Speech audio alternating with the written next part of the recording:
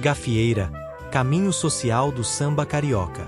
Se de um primeiro temerário momento proibitivo de manifestações coletivas entre escravizados, o batuque, que em África era a forma invocativa à ancestralidade para proteção e defesa, mas que envolvia também dança e sapateado, mostrou-se como a hábil forma de burlar a vigília, e o samba a ele se integrou em forma de batucada, então praticada nos fundos das casas religiosas da pequena África e pisada por negros mais idosos. Seguindo as estratégias apreendidas do lundu e do machixe, que já vinham se bem estruturando, ao adotar um formato polido e se abrindo para os diferentes estilos musicais aqui chegados, eram verdadeiros flertes transformadores no samba carioca, que nesse período já caminhava pela cidade conduzido por diferentes vias, com imenso sucesso. No início do século XX, nos anos 20 e 30, as camadas mais baixas da sociedade carioca, sem permissão para frequentar os bailes nos clubes dos brancos, criaram seus próprios bailes para socialização e lazer em reuniões dançantes. Nesses, os ritmos importados marcavam presença com tamanho sucesso que provocou a profusão de clubes sociais, salões ou outros espaços criados especialmente para a prática da dança.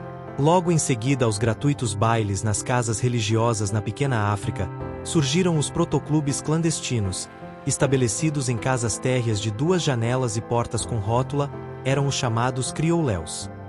Nesses arrastapés ou assustados, mas com entrada mediante pagamento, se divertia a gente de baixo nível econômico-social, atuando de forma clandestina, sem alvará de funcionamento, consequentemente sujeitos a constantes batidas do aparato policial, e por isso chamadas assustados. Com esse formato sucederam os criouléus, passando a serem mais conhecidos e chamados clubes de machiches, e que se espalhou por toda a região central e portuária do Rio. Os trens da Estrada de Ferro Pedro II, criada em 29 de março de 1858, levaram-no em direção ao subúrbio, ampliando o território de moradia da nova classe média em ascensão, fazendo surgir novas escolas de samba, salões de bailes e gafieiras. No longínquo bairro da Pavuna, onde tem um samba, que só da gente reúna, fez surgir a Gafieira Delmar, que devido ao número de aberturas ficou conhecida como 21 janelas. Enquanto isso, os bondes, no perímetro urbano uniram as diferentes freguesias, conduzindo nos seus estribos o samba momescamente caracterizado, conectando sambistas co-irmãos e fazendo aparecer um mais amplo ambiente social de convivência. E nesse vai e vem, leva e traz surgiram as gafieiras do Pedro e Danúbio no bairro do Irajá, o Dance Meyer Clube e Gafieira Elite no Meyer, o Grêmio Recreativo Vera Cruz no bairro da Piedade, o Helênico Atlético Clube no Rio Comprido e o Renascença Clube no bairro do Lins. Porém esse último, com uma grande particularidade, que é a semelhança do grupo carnavalesco Prazer das Morenas, criado pelos funcionários da fábrica de tecido Bangu, e inspirados nos clubes sociais negros, que mais se destinavam pela valorização e empoderamento social dos negros. Tanto que, no ano de 1963 o Renascença apresentou a primeira candidata negra, a Isita Nascimento, para o concurso de beleza feminina no estado da Guanabara. E já no ano seguinte conseguiu eleger Vera Lúcia Couto, Miss Beleza do estado da Guanabara, para o concurso Miss Beleza Internacional. Importante observar que a musicalidade nesses ambientes era mais variada dentro do popular urbano nacional e estrangeiro, não se restringindo ao samba sincopado, que muitos, erroneamente, chamam samba de gafieira. Era a tradição, à meia-noite, haver uma rodada de tango argentino, muitas das vezes com até apresentação ao vivo. Também desfilavam os boleros, chorinhos e polcas. Devido ser um ambiente de menores dimensões, em virtude do menor custo de localização imobiliária, a disciplina coletiva no salão ao dançar deveria ser ainda mais rígida. Sem excessos como passos aéreos ou elásticos, o formato peito a peito era o indicado, e para mantê-lo a figura do fiscal de salão era importante. Nas gafieiras, o comportamento não era tão diferente dos salões de bailes. A indumentária era ainda mais requintada. O paletó podia ser substituído pelo casacão, era chique as damas encaparem os sapatos com o tecido das saias. Andar no linho, na beca ou nos trinques era uma maneira de se sentirem incluídos na elite, fazendo entender de estar na gafieira era estar na moda. Muitos foram os comentários sobre o ambiente das gafieiras. Uns procuravam denegrir seu valor, Como o próprio sentido da palavra já o descreve, outros, para mitificar os acontecimentos lá ocorridos, criaram seus estatutos, ainda outros, para romantizar sua relevância como um local onde muitos negros libertos, seus descendentes, os chamados crioulos, mudaram a forma de convivência numa cidade gratuitamente hostil. Porém, apesar das adaptações necessárias, o que não mudou foi o formato malandreado e o molejo na arte de dançar o samba nas gafieiras. A marcante influência das danças de salão europeias, trazidas quando da chegada da família real, e o modismo das big bands norte-americanas, com seus instrumentos de sopro metálicos, fez com que esses espaços se tornassem, em curto espaço de tempo, o ambiente ideal para dançar, relacionar-se socialmente e exibir habilidade pessoal coreográfica. Mas sem, no entanto, infringir o código local de comportamento que era o balizador comportamental do povo preto naquele ambiente. Nas suas individualidades, as gafieiras revelam um dispositivo de autocontrole, explicitado na elegância dos passos e na regulação física da distância social, característica principal de uma regrada vida urbana. Se na dança de salão está implícita uma troca, na qual a dama é conduzida pelo corpo do cavalheiro, esse ato deve ser exercido delicadamente, conforme papéis sociais bem definidos. Nesse mistério, dançar é considerar alguém, é ver e ser visto, como nas representações da vida cotidiana, com todos os predicados da hospitalidade social. Tamanho sucesso, aguçou entre imigrantes espanhóis, o interesse de empreender, e logo nos sobrados do entorno do Largo do Rócio, a hoje Praça Tiradentes, e no Pequeno Rócio, a Praça 11, tiveram a hegemonia laboral. Curiosamente, o nome gafieira ficou consagrado a um salão popular de dança, com códigos próprios de comportamento e atuação dos frequentadores. Surgiu pela primeira vez nas páginas do Jornal do Brasil, cunhado pelo jornalista e cronista carnavalesco brasileiro, Romeu Aredo, o Picareta, que, segundo o relato do também cronista social carioca, JFG, ao ser impedido acessar ao recinto acompanhado de 5 ou 6 pessoas, e sendo informado pelo diretor social, Júlio Simões, que era possuidor de um grande número de espaços de dança, e que lhe disse: somente o jornalista e mais um acompanhante teriam entrada franca, no que, retirou-se.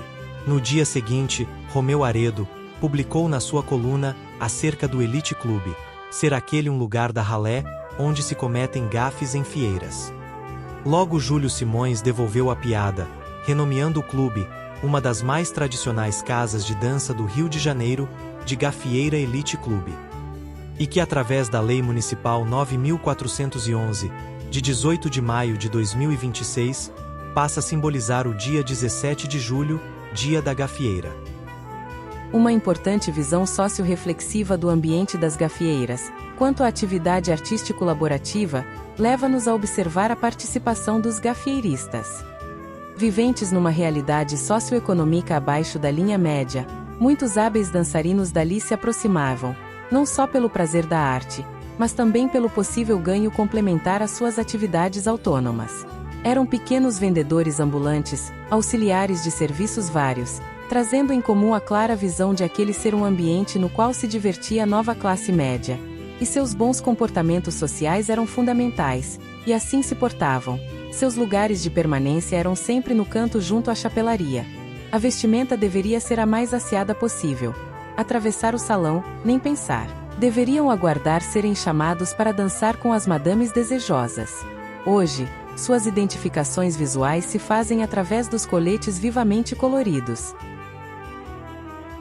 Porém, as dificuldades do duro início de vida forjaram neles uma grande resiliência, e com o passar do tempo, muitos alcançaram o respeito e confiança dos frequentadores.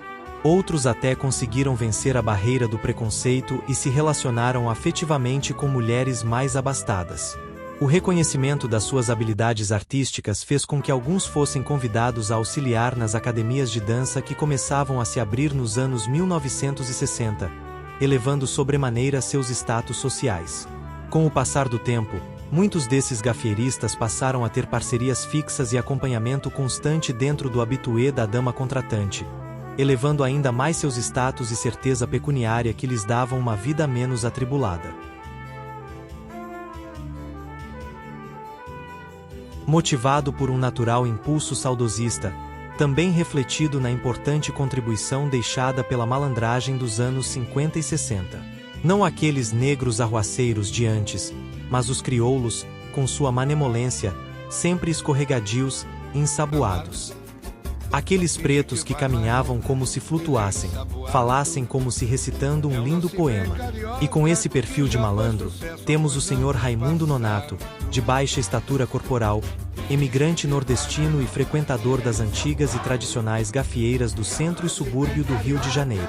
Perguntado como conseguia circular pelos diferentes ambientes das gafieiras, confidenciou-nos: Eu era compadre do João Carlos, o famoso Baleia, policial do antigo Departamento de Ordem Pública e Social e que atuava também como leão de chácara em várias casas, e assim, eu circulava livremente. Me lembro ter dançado na Banda Portugal, na Praça 11, onde é hoje o terminal rodoviário. Ali perto, na gafieira do Vadinho, com o bem tratado piso de cimento vermelho. E na Praça da República, dancei nos bailes do Dimar do Chapéu na Gafieira Elite Clube, no prédio onde morou o Marechal Deodoro da Fonseca. Lá na Praça Tiradentes, dancei nas gafieiras Estudantina Musical, na Siboney, na Rex, na Humaitá, na Tupi e no Dance em Eldorado. Em frente ao lindo prédio do antigo Senado, dancei no Dance Avenida, que depois mudou para o 244 da Avenida Rio Branco com o nome de Passeio Público Café. Na Rua do Resende, na Gafieira Vitória e na Praça Sáenz Pena, dancei na Gafieira O Prazer é Nosso, mas que ficou conhecida mesmo como Gafieira do Cutuca. Lá em Bento Ribeiro, o amigo Joel Vaidoso aguardava os amigos na Gafieira Cedo Feita. No Irajá, minha terra, comecei a dançar na Gafieiras do Pedro e na Danúbio, e na Pavuna dancei na Gafieira Delmar, que ficou mais conhecida pelo número de aberturas, 21 janelas. Atualmente, no direcionamento de preservação da tradição do samba nas gafieiras, surgem grandes e importantes iniciativas, sejam em salões, pessoais, ou em grupos de estudo para manter, ampliar e contextualizar a cultura do samba. Uma dessas iniciativas foi a criação do grupo Os Mais da Gafieira, pelo dançarino Josenir Silveira, que reapresentou aos mais jovens gafieiristas uma gama de movimentos coreográficos ou comportamentais sociais do ambiente, que recolocou muitos jovens praticantes no caminho do verdadeiro samba malandramente sincopado. Outra grande iniciativa vem do professor de dança de salão, coreógrafo e pesquisador Alexandre Silva, que mantém o canal História da Gafieira, destinado ao resgate de feitos, fatos, fotos e vídeos daqueles que, em diferentes momentos de tempos idos, bem pavimentaram o longo caminho do samba carioca adentrado às gafieiras, os grandes gafieiristas.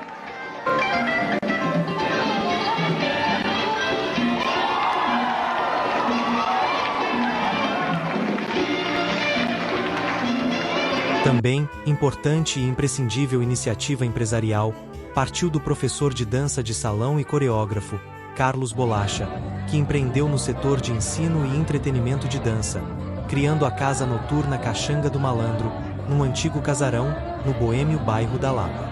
Sua casa atrai não só os jovens ávidos por ensinamentos do samba e conhecimento de como é um ambiente de gafieira, mas também aqueles frequentadores das antigas gafieiras, para uma troca de energia e conhecimentos altamente positiva para ambos. Também muito importante é a brilhante iniciativa do internacional professor, coreógrafo e criador de conteúdo, Gustavo Reis. Através do seu projeto, Gafieira Maluca, vem realizando bailes temáticos naqueles chamados Santuários dos Gafieiristas, como na Estudantina Musical, na Quadra da Mangueira, no Império Serrano ou na simbólica Gafieira Elite Clube. E assim, antigos e novos, irmanados, se empenham para manter bem viva a tradição do legado deixado. Porém, importante observar que o desinteresse de investir, por parte dos imigrantes, em virtude da sensível queda do poder aquisitivo dos frequentadores, provocou a contínua deterioração do seu espaço físico. Assim sendo, a indumentária bem reflete esse momento. O refinamento ceno-coreográfico dos atores fica prejudicado pelo pequeno tempo de embasamento dos formadores de novos talentos. Mas a gafieira foi, e será sempre a fonte inspiradora do samba sincopado, o por muito chamado samba de gafieira. Se você gostou, inscreva-se no nosso canal, deixe seu comentário, um like e convide os amigos afins. Você encontrará esse tema desenvolvido e creditado no nosso livro Caminhos do Samba Carioca, segunda edição ampliada e revisada, 2024.